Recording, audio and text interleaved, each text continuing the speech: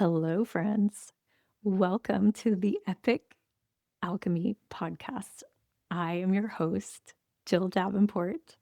I'm a holistic life and business coach, and I'm so excited to be here and be setting this off imperfectly.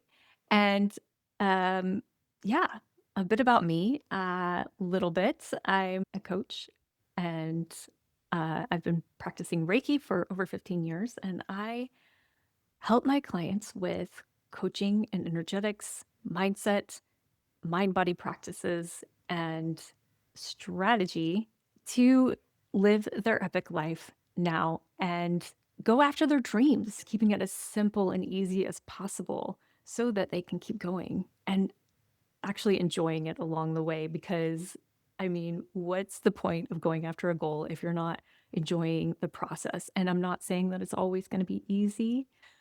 It's definitely going to suck sometimes, but enjoying your life and taking it all in and really taking those moments that you find like, oh, I really did this one small thing towards my goal and really like taking in the juice of life and among other things. I have so many things to share with you, things that have helped me, things that have helped my clients, because I got a lot, I got a lot to say. And I think that that is sometimes something that I realized recently is like, oh, actually, I've been doing this for a while. I have a lot of stuff to share. And I think a lot of times we discredit our experience and what we've been through and all of that I've found. And this is about that too, like owning your badassery, owning your gifts and your talents, and like really giving yourself permission to go for what you want. So, why did I start this podcast? I've been thinking about starting a podcast for several years and I've just kind of put it on the back burner and been like, I don't want to take on that responsibility. And then the other day, I was thinking about how I'm encouraging my clients to do things imperfectly and just get started and just start. And I was like, you know what? This would be a perfect thing for me because I like to do those things too. And I'm like, oh, this feels like a project that I could do that is putting myself in that position of starting something imperfectly and improving it as I go and just getting started and seeing where it goes. So I'm going to share more about that because I actually did a little process that's going to keep me on track with why I'm doing this, and I'm going to share that with you in an episode coming up. But today I want to talk about how my process a little bit about how I get people going after their dreams and things that can help you to give yourself permission and to move forward on your dreams now. So you probably have a goal. You have something that's been tapping on your shoulder for a little while, and or just came up. Um, but oftentimes I find that there's this one thing that's like been kind of hanging out in the background. And so first of all, like it's there, and if you don't know, if you know you want something different and you are not sure what it is, I found that oftentimes you do know what it is. You just may not be giving yourself permission to think that that's what it is. You might be even when the thought comes up of the thing that you might want to do, you immediately shut it down because it won't work, because this and that, you won't be able to monetize it, or it's just frivolous or whatever. Um, but it's there for a reason. And I'm going to talk more about that too, like the things that come up and how we never really know where we're going to end up if we go after the thing that's calling us. Like it could really blow your mind and go beyond your wildest dreams. And you have no idea what direction it's going to take. But when you like take that leap and go after it and take those little steps to do it, then um, yeah, it can rock your world. So, first of all, you have your goals, you have your dreams, you have the thing that you want to do. And what you want, what I usually do with my clients is I take them through a process in the beginning, and that's then we tap into their future self who already has the thing that they're wanting, who's already done the things that they're wanting to do. And we do a visualization and connect with that future version, because the future version of ourselves that we can imagine through getting really calm and just relaxing into that and into that visualization, that person knows what we need to do. That person's already done it. It's easy. It's done. So it really releases a lot of the resistance that we have from where we are. It releases a lot of the doubt, the self-doubt. It releases the confusion, and it helps us to move forward because we can see that it's already been done. So from that already been done place, it really liberates us to move forward, because it's like, oh, it's so easy. It's already been done. And we can ask our future self, how do we do it? What advice do you have? So that's something that I love as an exercise to really get tapped into the already done energy of your goals, of your dreams. And I'm actually going to put it in this in the show notes here. I'm going to put a link to a future self visualization that I have created, um, and you can download that for free and really see where your future self is and get some advice from them, because it's a real way to tap into that and feel more confident and feel more clear and all that. Just doing that a few times. And then you can always bring it back. So you can always check in with your future self every day and find out, what's the next step? What would I be doing? It just brings you up to a higher level and gets you out of playing small, because that's a trap. That's a trap. Okay. So after we do that, then the best way to anchor that and to root it into the future, like, because sometimes it's a big gap from our future self to where we are now. And what I like to do is find evidence right now that we're already connected to that future version of ourselves. So even if it's the smallest thing that we're wanting to have, if it's finding the smallest thing that is like evidence that we already are on our way there. And that could be something like, say your dream is to be a best-selling author. So, but you haven't wrote a book yet. And so the evidence that it's close is that, and have you started writing anything? So maybe you started writing something, or maybe you haven't, but it's like, what is something that you can do now that's going to bring you a little closer to that, to say like, okay, I wrote a chapter, or I wrote a sentence, or I wrote, I connected with someone who is in publication, and I'm going to talk to them about how I would go about, um, getting my book out once it gets written.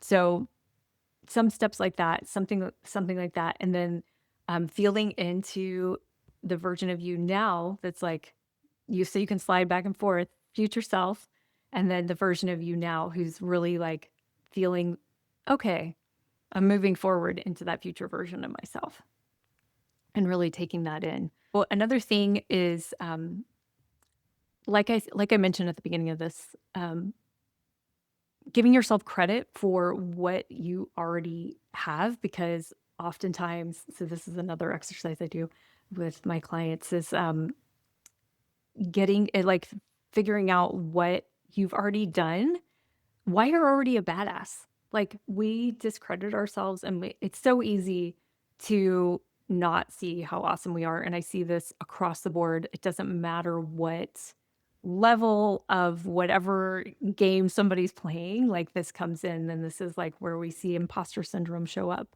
This is where you know we get the self-doubt, we get like the insecurities, because we don't have those things in front of us. We don't have reminders of that sometimes, and we get so focused on the gap of what we want to where we are now.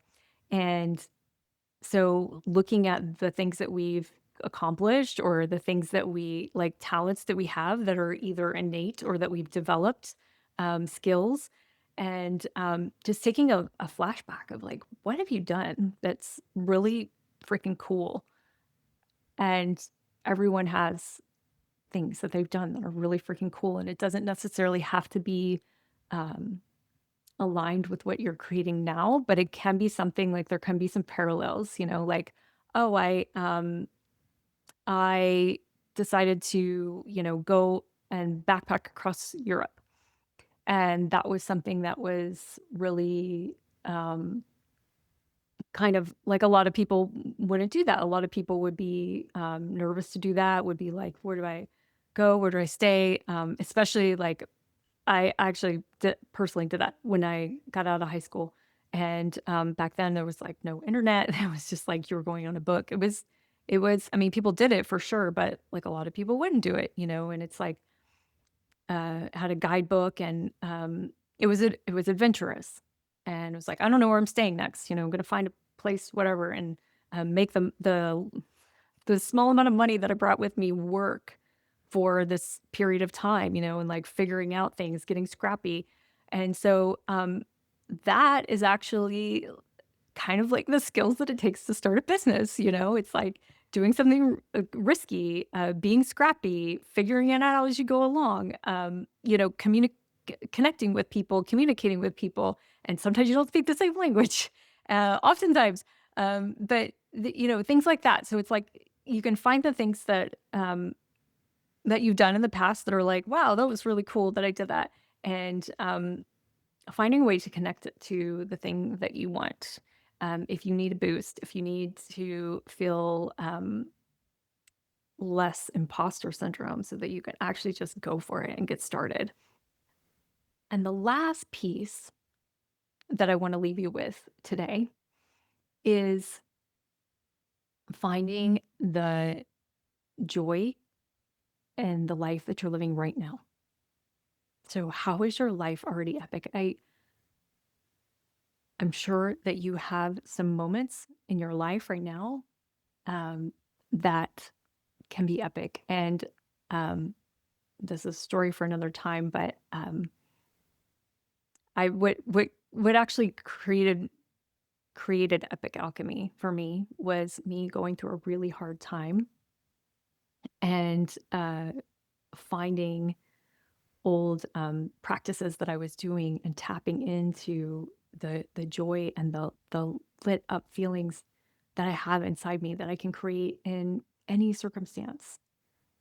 And I'm not saying like, um, I'm not saying, spiritual bypassing, or toxic positivity, all that. Like, yes, feel all the feelings, but also what is epic in your life right now? And that can be like the sun shining through the trees, a butterfly flying by, um, looking at where you are now, and where, if you can think back to a time that you're like, oh, I wish I had that, and now you do. And it's so easy to just go on to the next thing and say, well, what's next, and not take in what we've actually accomplished, and what we actually have, and like um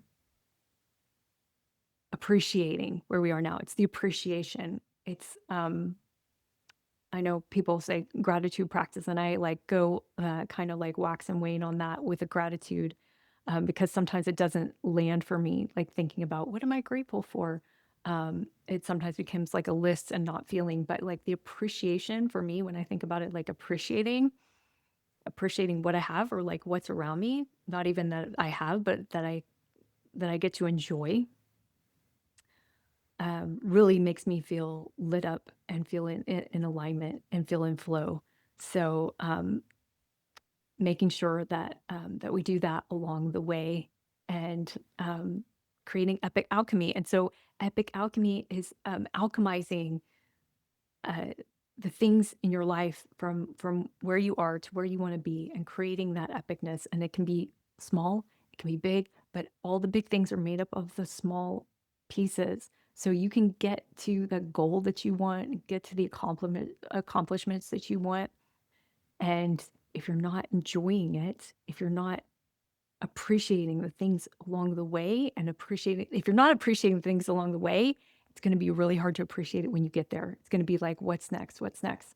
So, really like, tapping into your epic life now is my slogan for my program, because it's here. It's here right now. And so that's going to also help you move forward and get momentum with creating the things you want to create and just adding more things to your epic life.